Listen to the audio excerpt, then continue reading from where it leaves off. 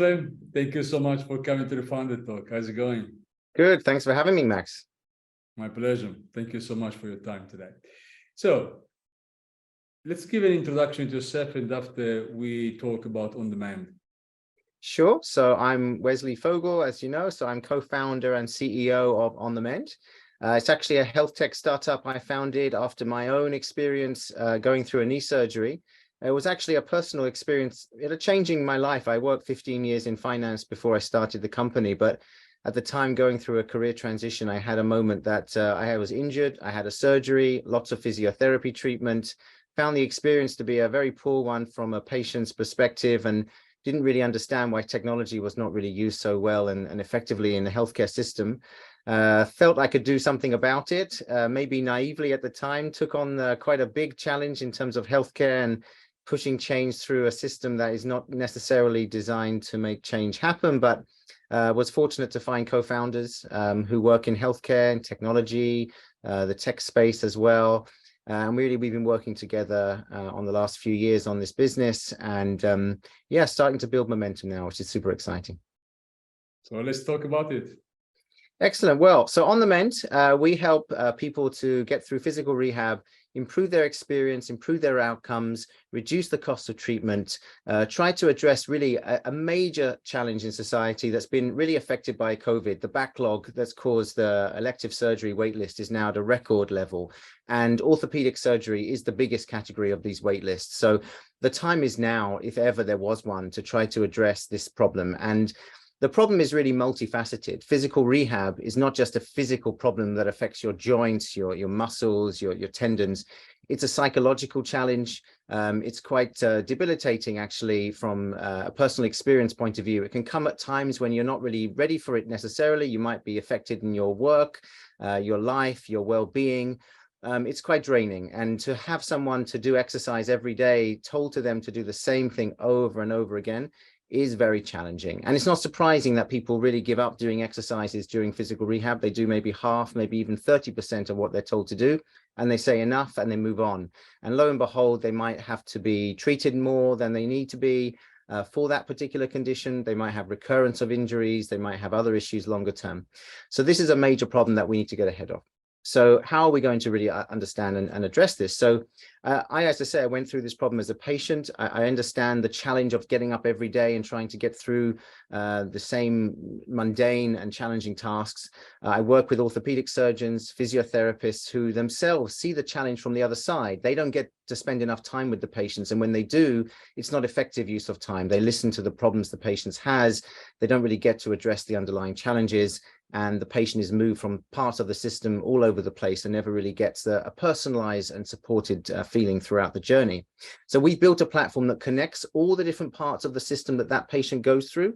It could be starting from their GP, referred to a physiotherapist, onto a surgeon, maybe even for personal training to help with strength and conditioning in the gym. There's various touch points this patient can go through and use On Demand at each of those stages. And it's going to connect each of those parts of the pathway. That's valuable for the insurance companies that really want to address the costs of treating these individuals through their life, but also the people within the system who want to make better use of the resources that they have. They want people to get out of their consultation room, but well supported after doing that. They want them to leave hospital after one day instead of 3 days to stay in the bed, so they can free up their hospital system resources for other patients. And as I say, the payers are paying these costs to treat people that are growing as the demographics are getting older. COVID has left, as I mentioned, this historic backlog. So we really want to help to motivate people, feel supported with personalized care that is given to them by their healthcare professional and adapted remotely, because we've adapted ourselves to the post-COVID world, given the ability for healthcare professionals to support patients remotely. And longer term, we see opportunities to develop the platform in partnership in ways that we think can really differentiate, because there's a lot of health tech solutions on the market. One of our key points of differentiation, we've just recently won Innovate UK funding to support, which is a rewards platform for rehab. We help people to earn financial incentives to try and address one of those motivational factors. And we've recently, as I said, with Innovate funding, just published a report actually with the findings of that study. I'm very keen to build on that work. And we will be piloting with an NHS integrated care system to help address the backlog in the trusts there. Once we are embedded into those trusts, we can look to scale beyond.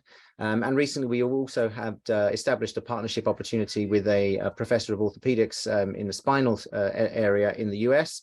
And he's looking to do a one-year study for us to demonstrate the impact versus a cohort of a control group. So we're really looking to raise funding now to support all of these efforts to help to early commercialize the business, really find the optimal route to market, and really understand how we can start to make inroads into what is this really major challenge for society today. Thank you, Wesley.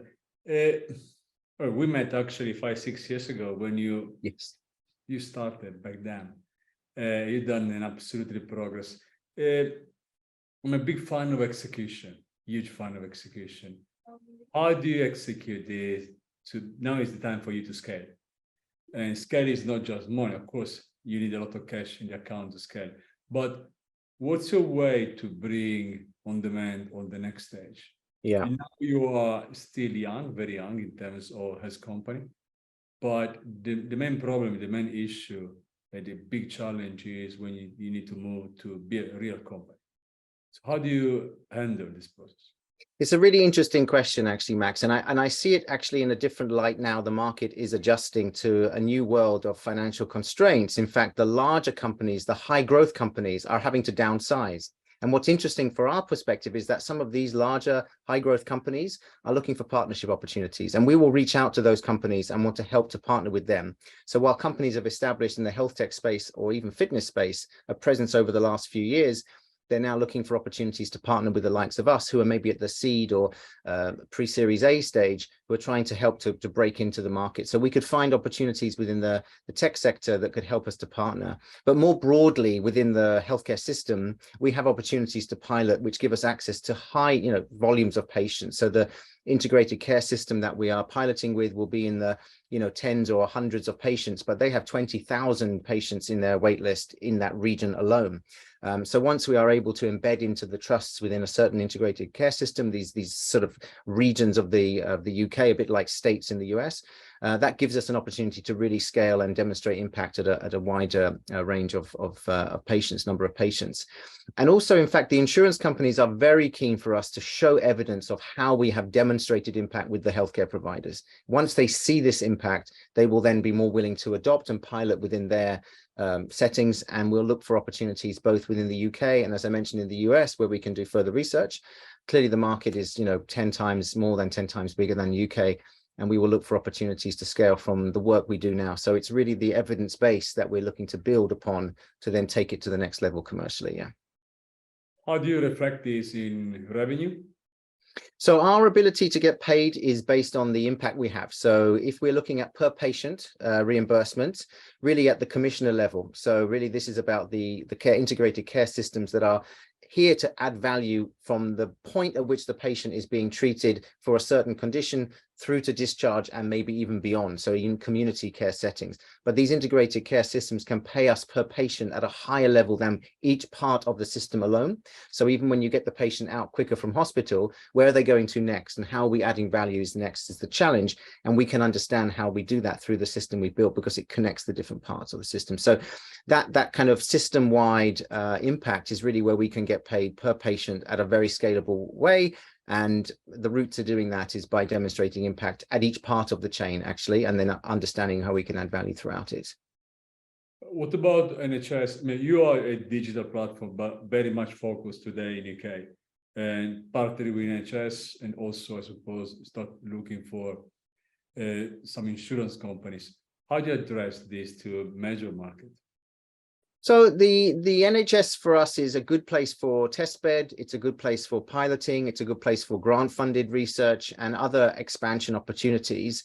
The NHS is quite unique in that it is a centralized healthcare system, and other countries, especially the US, they're very different. They're far more fragmented, statewide, state by state, and the regulatory environment, the legal environment is very much more challenging. So we will be very carefully looking overseas when we have the impact that we can ideally address in terms of the cost savings, in terms of the impact across the different parts of the system. That's our ability to scale. And actually, there is a kind of an interesting opportunity in the UK. I think most health tech startups and founders listening to this will know how, being able to commercialize in the NHS is hard mainly because of the pace at which you can move. As a startup, you need to move fast. You need to fail fast, as it's often said. Obviously, in healthcare, you need to be careful that you do no harm whilst at the same time failing fast. And these are often quite challenging concepts to try to reconcile, but we are, I think, in the way that we do what we do, we've used Innovate UK funding, which is very much about rapid innovation and turnaround and iteration in terms of feedback. We've done a lot of this work in the last 6-12 months. I would say because of that learning and iteration, we are very much more prepared for the type of piloting that is designed for scale beyond that, because we've addressed the usability, we've addressed the technical, ironed out bugs, we've got more of the understanding of the use cases. So that's our opportunity. Yeah. In terms of insurance, did you explore any? So insurance for us, we started conversations very early on, even a few years ago when we started the company in the Aviva, AXA, Bupa, Vitality, and others. We really addressed the understanding that they really would benefit from this as a part of their pathway support for their members. Again, going back to the case study where they want to see evidence and impact from the healthcare provider side, from them, that's their real challenge. And I think for our side, we actually traverse the whole industry. So actually the reinsurers are in fact more of a natural bedfellow for us, because they are looking across the industry and actually globally as well. So they look at insurance companies across different regions. And really for us, this is about identifying natural partners. So different insurers will have different business models, different platforms, products, etc., that we can enhance through our offering. So when we find the right fit with the right insurance company, we will then have an opportunity to pilot. But I think universally, there is a sense that you need to have evidence, whether it's through grant funding or other piloting or other commercial expertise or experience through like the NHS we have in the UK. This can be our effective method of getting that evidence across. Yeah. I mean, in terms of competitors in UK, how are you positioned and how do you stand out from them? So, yeah, I think the positioning for us is about being across the market and in addressing the patient experience side. So across the market, really, there are various different solutions addressing different parts of the path, as I mentioned. So if you're having physiotherapy treatment, for example, the typical way that you're given exercise is through generic videos by the physiotherapist. And that part of the pathway is fairly segmented and isolated and generalized. And so the content is not very personalized to the individual. And often when they finish at that part of the journey, they're lost to discharge. You never see or hear of that patient ever again. That app is lost to that individual. So we have an opportunity to create a true rehab and beyond rehab experience, which could be both addressing an issue that's been diagnosed and treated, and maybe even more longer term preventative, if we are able to gamify and encourage people to engage longer term with a system that can help them improve their health in general. But that's obviously where rehab can be a disruption to their life and trying to improve as well their long-term health. In terms of the patient experience side, as I say, where we try to improve on things like motivation and rewarding the experience, that has actually been influenced quite heavily by Vitality, where they have proven within the health and fitness space the impact of rewarding and incentivizing healthy behaviors. And they've done 4-year studies and they've shown the impact of this. Within rehab, it's very relatively researched, and actually for us there's a lot of potential to do some path-breaking research now to understand real behavior change within the physical rehab space. What is it that makes someone want to do something that they otherwise would not want to do, whilst at the same time being challenged in ways that they may not in other situations? So when you're going through physical rehab, you may have mental health challenges, financial challenges, as well as the physical challenges, and perhaps other challenges along the way. So we're really trying to address the personal, individual challenges that people face. And that's really our opportunity to develop the product around those challenges, and not necessarily make it just a clinical medical app. It's much more about a personal lifestyle solution as opposed to just the clinical. So I think that's where we start to differentiate in the market. Where do you see your challenge? We always talk about the good, but we know startups are very complicated, especially where you are today. You're standing exactly there where you need a push. At the same time, you can absolutely fail. And we need to be honest, right, with ourselves. So where do you see the challenge, and how do you see you can overcome them and really break through? Yeah, I think the key is speed. We need to move fast, and healthcare systems are not designed to move quickly. They are very cautious, very careful, and deliberative in how they address and assign certain products to certain issues and solutions. So while we think we have a solution to address a major pressing and growing problem. The system is having to deal with this and understand how best to address it through addressing it with the solutions that are coming through the private sector. And clearly it's going to be a very competitive space, firstly. So we have to understand who we're competing with, even just competing with the budget that the hospitals have, so that they're having to reallocate a budget that they would otherwise spend, not necessarily competing with other products, but within their existing budgets. So we're having to understand and push against these pressures, how we can make demonstrable impact, how we can be used at scale, and how it will affect the performance, let's say, of the healthcare system in general, because we're able to understand where we can add value beyond just the point of care. So I think this is really, for us, the call to action right now is get the evidence base, build the evidence around the business plan so that we can understand in phase one, what is it that's sufficient for us to get our first paying customer at scale in one particular, let's say, setting, geography, etc., maybe pathway. It could be just knee replacement as opposed to in every general orthopedic condition. Once we understand one condition, one setting, one payer model, we can then start to adapt that to other settings, other conditions, other ways. So it really is about focusing and sticking to our knitting and staying like laser focused on one outcome that can get us our first revenue, because we know there's a lot of opportunity beyond it. Orthopedics and musculoskeletal it's a huge problem that's very well understood, as I outlined at the beginning, but you do need to take it apart and start at the very beginning with one thing you want to do very well. And once you do one thing well, you can move on to others. So, yeah. In terms of revenue, are you already generating some? And how do you, your market fit is for you good as you are staying in today? And again, it's already generating some revenues? So our revenue opportunity is with the pilot we are about to start with the funding we're raising. We have won grants, and we've been supported through accelerators, but really at the point where we're trying to commercialize, the paid pilot is our first real means to doing that. So we're very focused on making a successful pilot. We are getting paid per patient for this pilot, so that's a real commercial opportunity.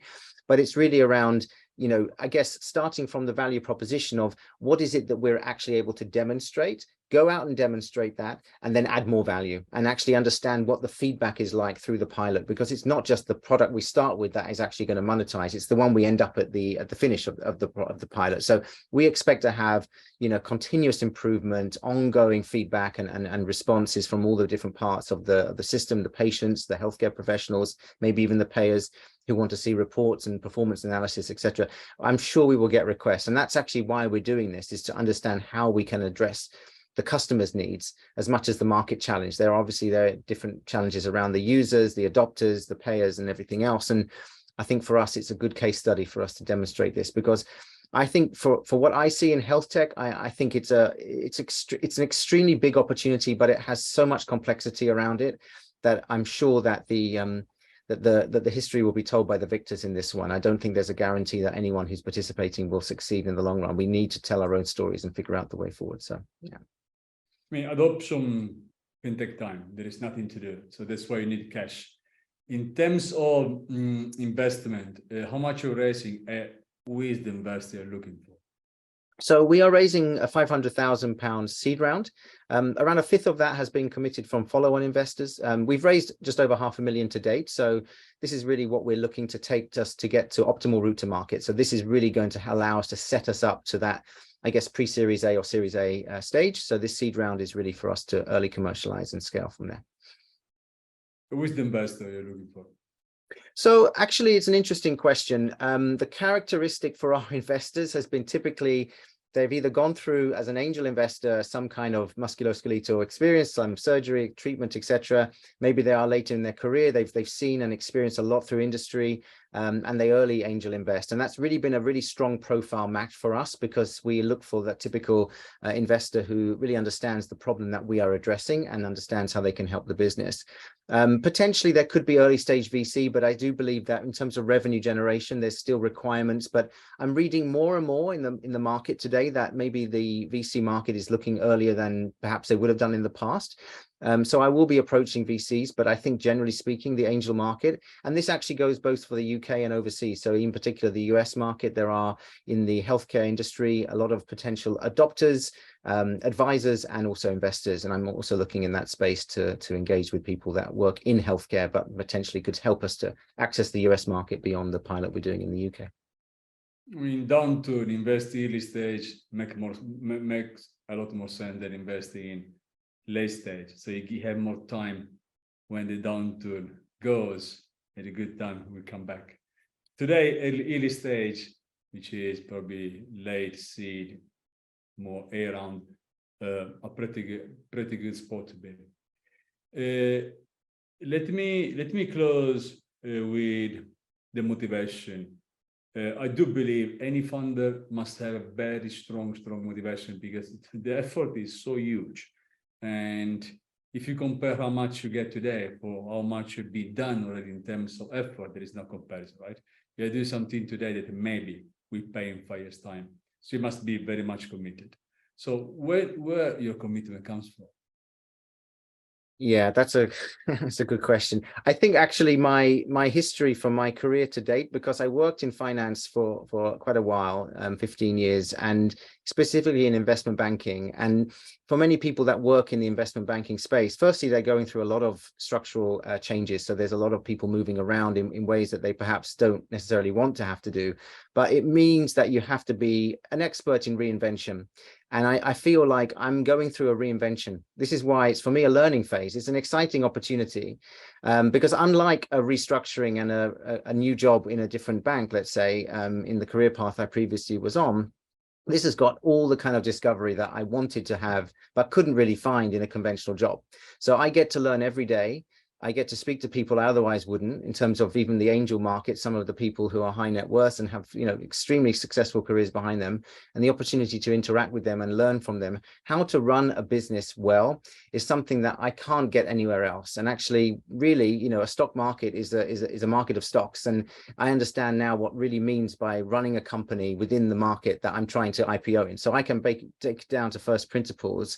And for me, it's just truly motivational, because I see the big picture and I see the small picture at the same time. So it's really about personal relationships, big picture opportunity, taking something from small to large, and just figuring it out along the way. And I think in most walks of life, if you can get an opportunity to do that, you should jump at it.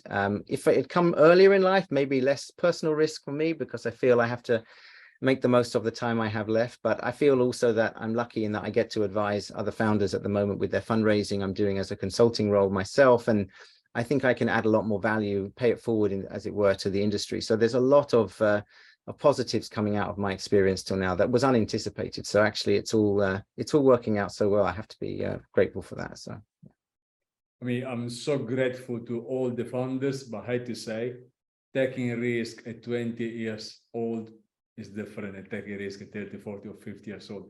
There's no comparison. No. So very much. I'm very proud of what you're doing, because I mean, I'm a huge risk taker myself.